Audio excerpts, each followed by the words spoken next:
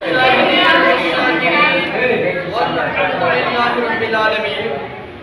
ذرا سب سے پہلے ہم اور آپ بارگاہ رسالت امام صلی اللہ تعالیٰ علیہ وسلم میں درود پاک کا نذرانہ عقیدت پیش کریں اور پڑھیں گا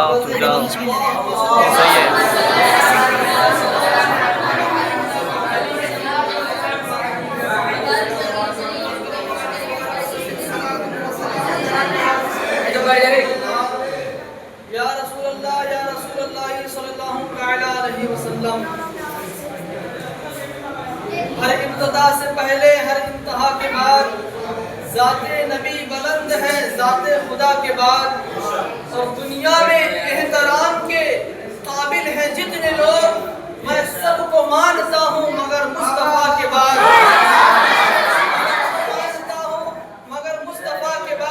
اور خالق مجھے مخلوق کا سلطان نہ بناتا، اعزاز خودی بخش کے ریشہ نہ بناتا، اور جس خاک نے بوسے لیے نالین نبی کے تو خاک بناتا، مجھے انسان بناتا ہے۔ آمین حضرات، رب کریم قرآن پاک میں ارشاد فرماتا ہے الدین عند اللہ الاسلام، بے شک دین اللہ کے نزدیک اسلام ہے، بے شک دین اللہ کے نزدیک اسلام ہے۔ یعنی دنیا میں جتنے بھی ادیان ہیں، دنیا میں جتنے بھی ادیان ہیں، جتنے بھی دین ہیں، اگر اس دینوں میں کوئی بھی دین رب تعالیٰ کو محبوب ہے تو وہ دین اسلام ہے۔ رب تعالیٰ کو اگر کوئی دین محبوب ہے تو وہ صرف اسلام ہے، اور رب تعالیٰ نے اس اسلام کو آگے بڑھانے کے لیے رب کریم نے صدیوں سے، ہزاروں ہزار سال پہلے سے اپنے پیغمبروں کو مبعوث فرمایا تاکہ اسلام کی اشاعت ہوتی رہے، اور اسلام زمانہ آخر تک ساری کائنات میں روئے زمین کے ہر ایک گوشے میں پھیل جائے۔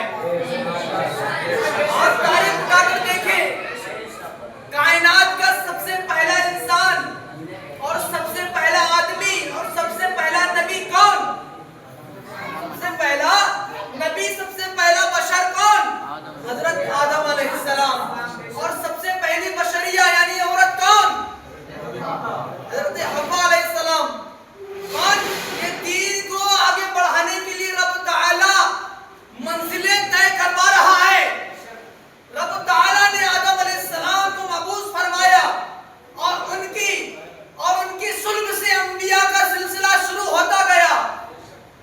انبیاء کرام پیدا ہوتے گئے، ان سے نسل اور ذریت ان کی پھیلتی گئی، یہاں تک کہ زمانہ وہ آیا کہ جب رب تعالیٰ نے عبداللہ کے گھر میں ہمارے آقا شافع روز شمار جناب محمد رسول اللہ کو تحریر فرمایا۔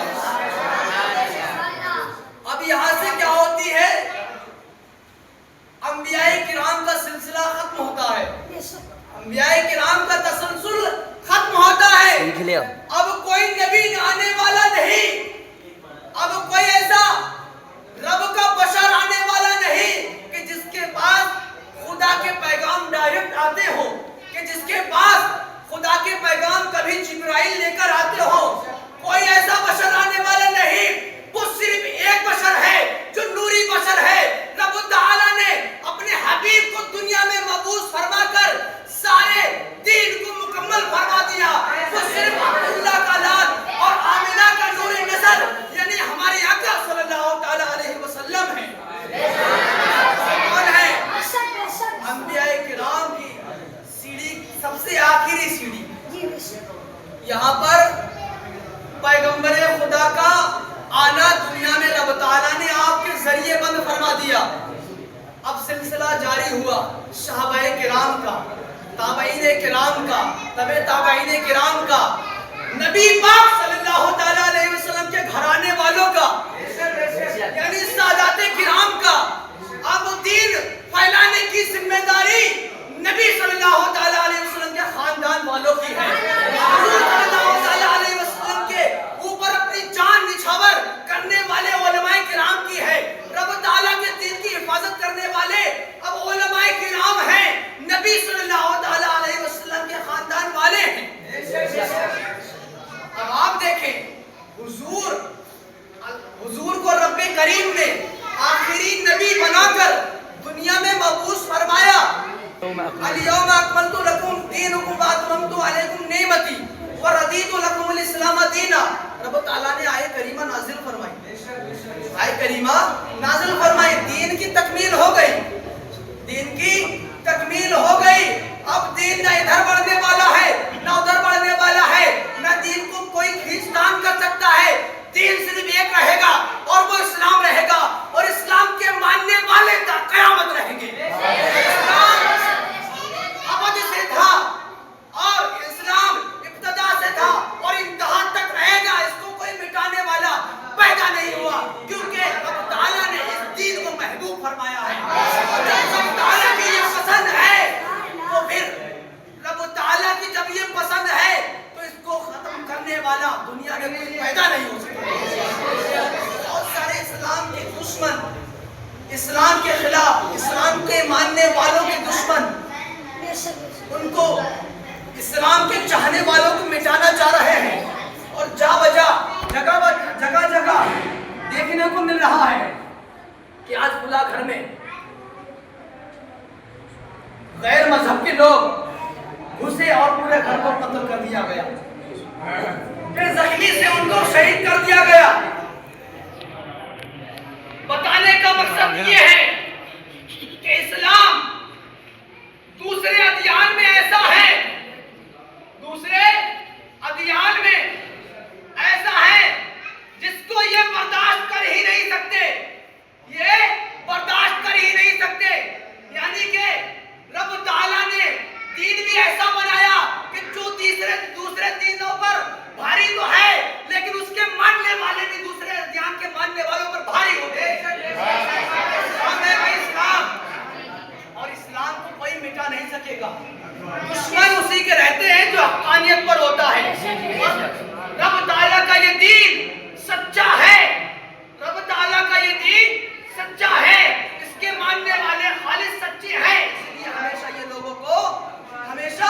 لوگوں کو تکلیف دیتے رہیں گے، ان کے ذریعے لوگوں کے دلوں پر زلزلے آتے رہیں گے، لیکن اسلام کو مٹانے والا کوئی پیدا نہیں ہو سکا۔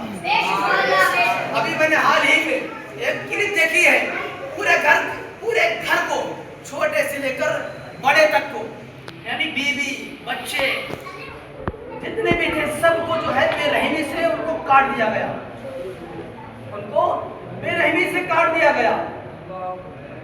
لیکن شکر ہے مولا کا، شکر ہے مولا کا کہ اسلام کے ماننے والے نہ کبھی تیروں سے ڈرے ہیں، نہ کبھی تلوار سے ڈرے ہیں، نہ کبھی بوجھل، نہ کبھی برچھیوں سے ڈرے ہیں۔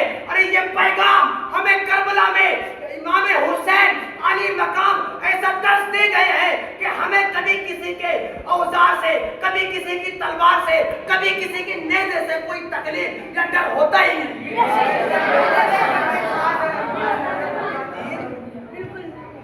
رب کریم نے جب اپنا پسندیدہ ہمیں دین دیا ہے تو اس پر چلنے کا ہمیں طریقہ بھی بتایا ہے، اس پر کیا کٹھنائیاں آئیں گی ان کٹھنائیوں کو برداشت کرنے کا ہمیں سلیقہ بھی دیا ہے، برداشت کرنے کی ہمیں ہمت بھی دی ہے۔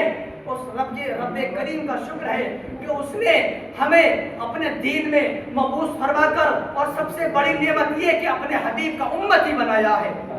بہت لاکھ لاکھ شکر و احسان ہے اس کا، اور یہ احسان زندگی بھر کوئی ادا نہیں کر سکتا۔ لیکن